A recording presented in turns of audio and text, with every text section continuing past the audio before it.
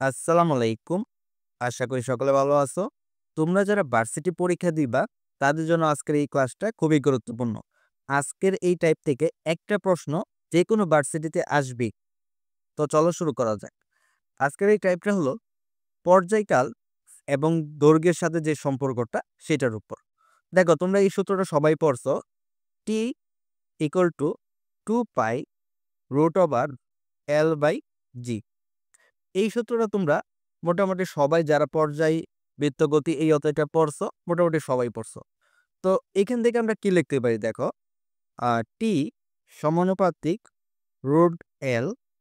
আরেকটা জিনিস লিখতে পারি দেখো, টি ব্যস্তানুপাতিক 1/রুট জি। এই দুইটা জিনিস আমরা লিখতে পারি। তো দেখো এখন আমরা যদি এখানে এমসিকিউ গুলো সলভ করি, দেখো এখন খুবই সহজ হবে। এটা কিন্তু দেখতে অনেকটা সহজ মনে হলেও এখান থেকে কিন্তু একটা প্রশ্ন আসেই, প্রতি বছর এখান থেকে প্রশ্ন আসে। তো দেখো আমরা কি করতে পারি এখন এখানে। প্রথম প্রশ্ন দেখো, কার্যকর দৈর্ঘ্য আমরা যদি দ্বিগুণ করি, কার্যকর দৈর্ঘ্যটা যদি আমরা দ্বিগুণ করি তাহলে পর্যায়কাল কত হবে?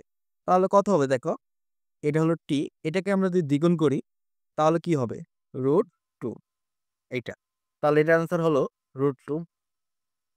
এখানে বলছে দেখো, কার্যকর দৈর্ঘ্য যদি অর্ধেক করা হয় তাহলে পর্যায়কাল কত হবে? তাহলে কি হবে?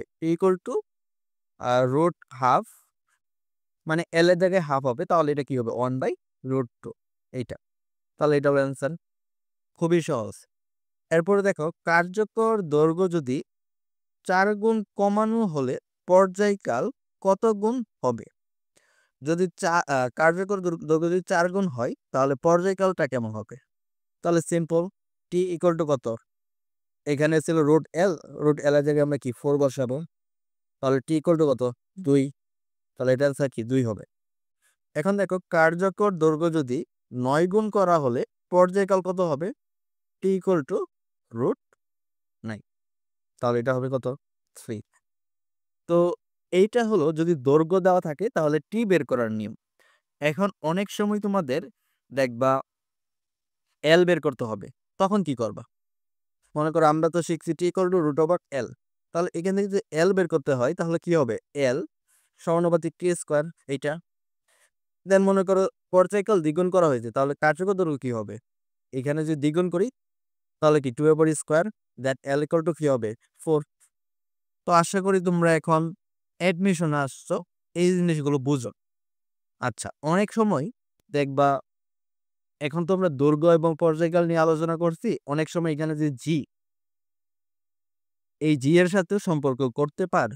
বা অনেক সময় যে জিনিসটা বলা হয় যে মনে করো এইটা হলো পৃথিবী, দেন যদি আমরা কোনো একটা বস্তুকে যদি পাহাড়ের উপরে নিয়ে যাই, অনেক উপরে নিয়ে যাই, তখন ওইখানে পর্যায়কাল কেমন? বা পৃথিবী থেকে ভিতরে নিয়ে গেলে পর্যায়কালটা কেমন হয়? দেখো পর্যায়কালটা কিন্তু দূরত্বের উপর নির্ভর করে না, পর্যায়কালটা নির্ভর করে কিসের উপর? দৈর্ঘ্যের উপর। আর এই যে জি, অভিকর্ষ ত্বরণ জি এর উপর। কখনো যদি জি এর মানটা কমে যায় তাহলে পর্যায়কালটা কি বেড়ে যাবে। বুঝতে পারছো? কারণ দেখো এখানে যে সম্পর্কটা ইকুয়াল টু 1/√জি।